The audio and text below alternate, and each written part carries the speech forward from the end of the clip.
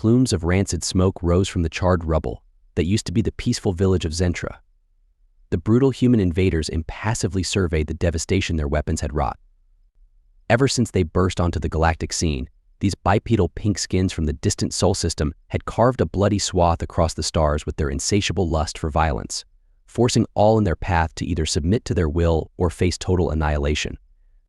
Now, surrounded by the smoldering ruins of yet another civilization that dared to stand against humanity's manifest destiny, the mammoth humans towered over the shattered Zentran bodies littering the ground. Their impassive eyes betrayed not a hint of remorse. For the humans were the space orcs, and the galaxy would burn before they would be stopped. The Zentran elders had warned against resisting the human invasion, urging diplomatic negotiations instead. But the proud Zentran warriors would not bow to the conquering pinkskins, and now their bravery was reduced to ashes. Kovac, one of the few Zentran survivors, staggered through the ruins, weeping at the sight of his people's bodies strewn amidst the wreckage. The humans had unleashed their dreaded particle cannons on the city, and within moments, the thriving metropolis was gone, vaporized. Even the children sheltering in the hive warren deep below the surface did not escape the fury of humanity. Kovac remembered the deafening hum as the enormous human battlecruisers descended from the sky, blotting out Zentra's suns. He remembered the searing white beams that sliced through buildings as if they were paper, and most of all, he remembered the chilling battle cry that rang out from the human invaders in their strange guttural language. The scorched air stung his nostrils, and the swirling ash stained his azure skin gray. In the distance, the hulking forms of human soldiers picked through the rubble, their laughter echoing across the wasteland. They showed no remorse, no hint of regret at the genocide they had just committed. They were the masters now, and the Zens, a broken people. Kovac wanted nothing more than to lie down and let death take him, to join his mate and offspring in the great beyond. But then he heard a faint cry. At first he thought he was imagining it, but there it was again, coming from a crater near what was once the hive-worn entrance. Kovac scrambled down the crater, clawing at the rubble, desperate to reach the source of the cries. And then he saw it a Zentran youngling, no more than a few cycles old, coated in ash but alive. Kovac scooped up the bawling child, holding it close. "You're safe now," little one, Kovac murmured. For the first time since the attack, Kovac felt something stir within him, not just sorrow, but purpose. Protecting this youngling might be the last chance for the Zentran people. With the child cradled gently in his arms, Kovac turned and crept away from the devastation the humans had left behind. He did not know where he would go, but he knew he had to keep this youngling alive. Somehow, they would hide. And one day, when the child was grown, maybe they would find a way to right the wrongs done this day. The Zens would rise again. Vengeance would be theirs, but for now they must survive. Kovac slipped into the shadows at the edge of the ruins, the human laughter growing fainter behind him. He looked down at the youngling, its tiny mouth open wide in an endless wail. "Hush now," little one, Kovac soothed. "We'll be safe soon." And with that, the survivor and the child disappeared into the gloom. Kovac trudged through the harsh landscape, the wailing youngling cradled to his chest. He had been walking for hours, putting as much distance between himself and the smoldering ruins of his home as possible. The child's cries tore at his heart, but he dared not stop to comfort it. Stopping meant death. If the human patrols found them, the Zentran suns beat down unrelentingly as Kovac scrambled over jutting rocks and around massive craters left from the humans' initial bombardment.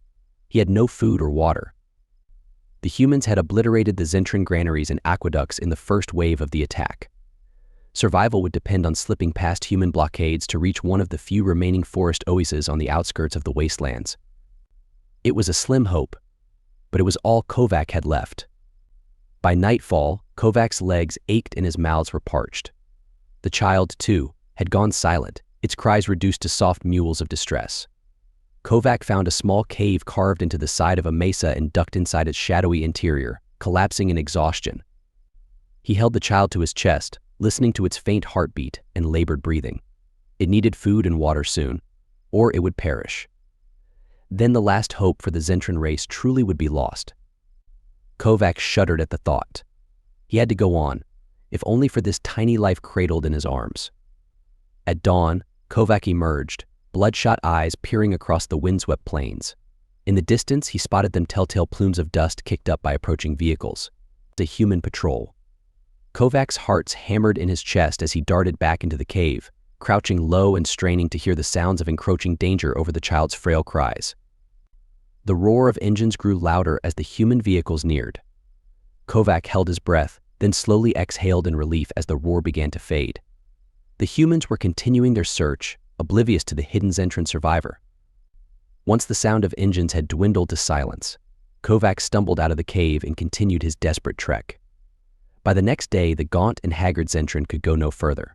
His legs gave out, and he crumbled to the wasteland floor, a plume of dust exploding around him.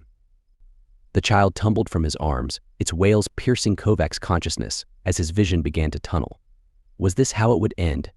Had he suffered and struggled for nothing?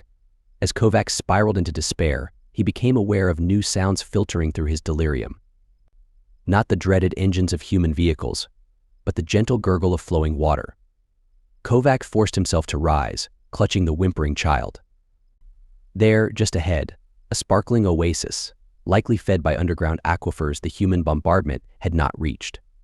With his last ounce of strength, Kovac staggered into the rippling blue waters, lowering the child into its refreshing embrace.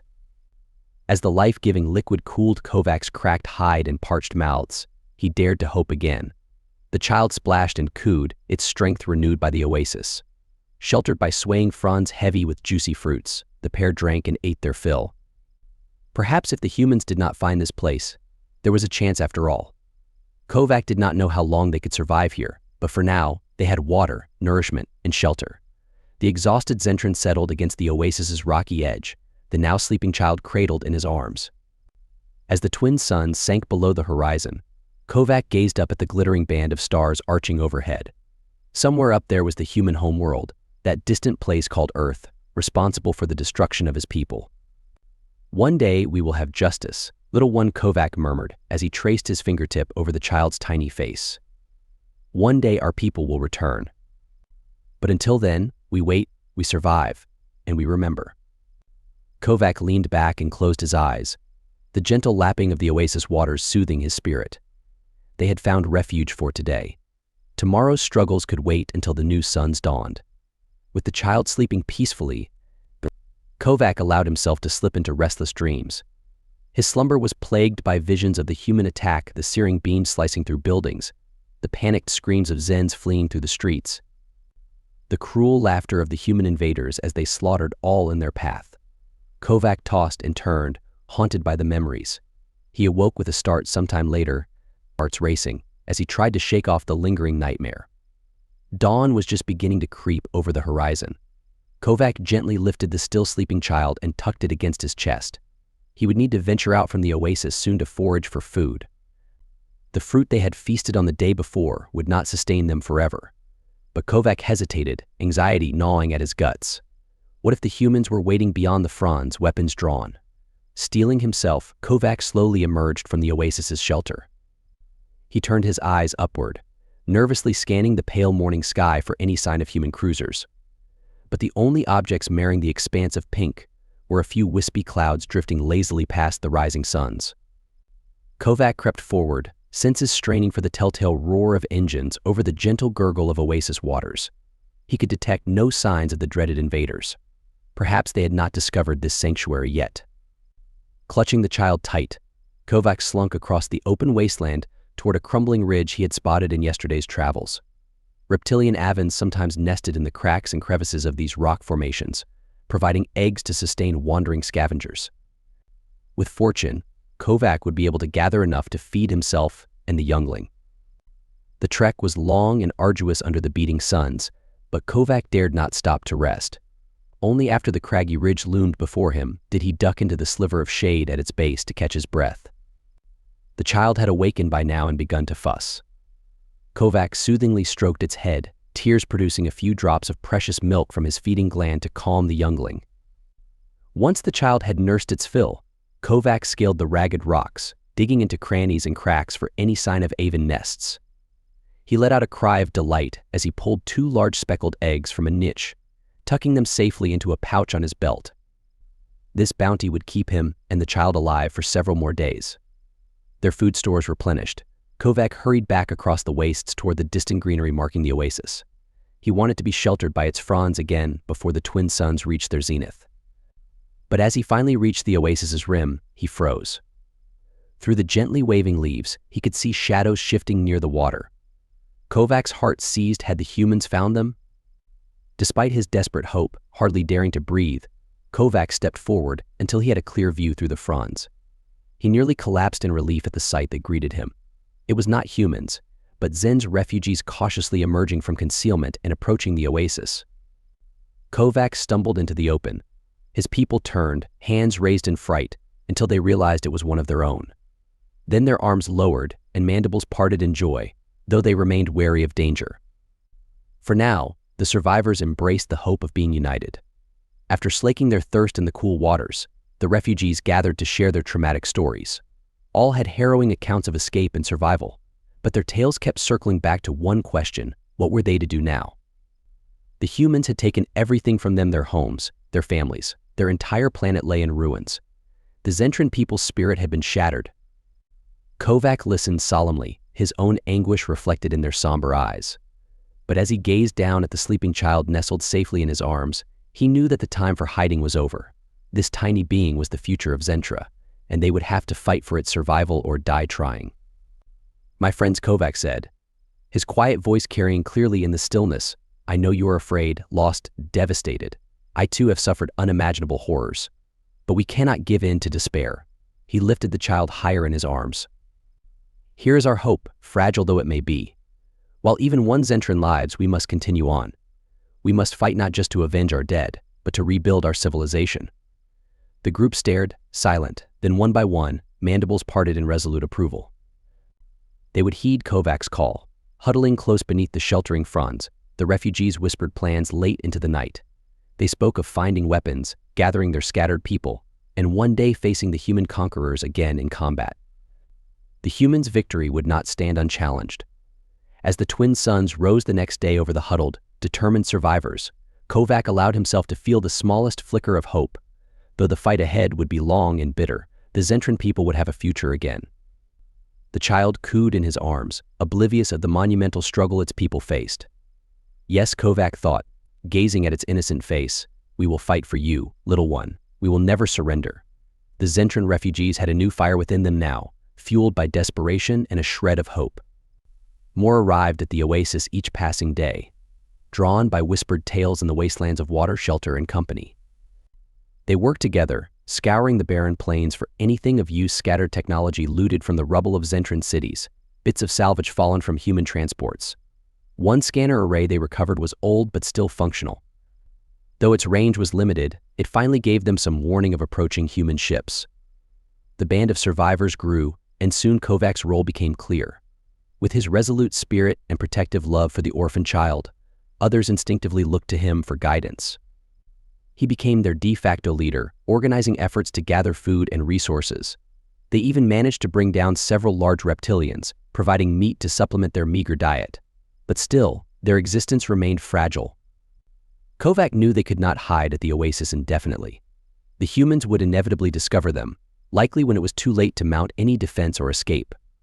The band of survivors needed weapons of its own, even crude ones, and a plan for facing their seemingly unstoppable foes. Scouts were sent to search the wastelands, evading human patrols to explore the twisted wreckage of Zentran cities. Most attempts ended in failure, but then came a turning point. 2 scouts returned, grasping an ancient energy cannon, scarred and rusted but still theoretically functional. It was the first piece of real firepower the refugees had access to. Quickly, their scavenging efforts redoubled. Before long, the survivors had assembled an arsenal of sorts: ancient sidearms, a few grenades, even the control panel from a long, ruined auto turret ripped from some decimated war beast, combined with the energy cannon as the crown jewel. It was the beginnings of an armory. Kovac's band now had the shadow of strength again, though their weapons were laughable by human military standards. But it was a morale boost the survivors sorely needed. Downcast eyes began to glint with fragile daring, and Kovac saw the Zentran spirit emerging from the hopeless mire where it had languished. With their fledgling armory, Kovac turned his focus to training. There was so much his people needed to learn about modern tactics, weaponry, and fighting techniques unknown to most civilians. Luckily, a few former peace officers and hunters had survived to share invaluable skills. Their knowledge, combined with Kovac's determination to lead this band to greatness, to somehow take the fight to their human oppressors. The twin suns rose and set to the steady rhythm of target practice, combat drills, and tactical discussions late into the night. Kovac was always there, encouraging, listening, driving his people to push past what they thought possible. The quiet oasis buzzed with new activity, new hope. Then came the day the scanner array squawked a warning: human cruisers approaching, multiple signatures. The dreaded invaders had finally discovered the Zentran sanctuary. But now, with their courage rising and makeshift weapons in hand, Kovac and his band did not cower. They stood ready, arrayed around the energy cannon, prepared to defend themselves and the future of their people down to the very last survivor. The battle ahead would be all but hopeless, yet their makeshift armor glinted with pride, and their faces shone with defiance. As the massive human cruisers descended from the crimson sky, Kovac lifted his humming sidearm and turned his face to the heavens. Let them come. As the ominous shadows of the human cruisers slowly swallowed the landscape in their path, Kovac gripped the barrel of the antiquated energy cannon. It was cool beneath his touch, humming with renewed power, despite its scarred exterior. Around him, the ragtag band of Zentran survivors tensed in the ridges they had dug as cover, their scavenged weapons tracking the approaching ships. Kovac could feel their fear buzzing in the air as palpably as the hum of the cannon, but their resolve shone through mandibles set and eyes fixed on the sky. They would make the humans pay dearly for each parak of oasis soil they tried to claim this day. The ships descended lower, vapor trails streaking behind them. Kovac steadied his aim at the lead cruiser, the one whose lower deck showed through the atmospheric haze as rows of glittering viewports. Wherever the human commanders lurked in that ship's bowels, Kovac would pierce its hull with the ancient cannon and send them spiraling into oblivion.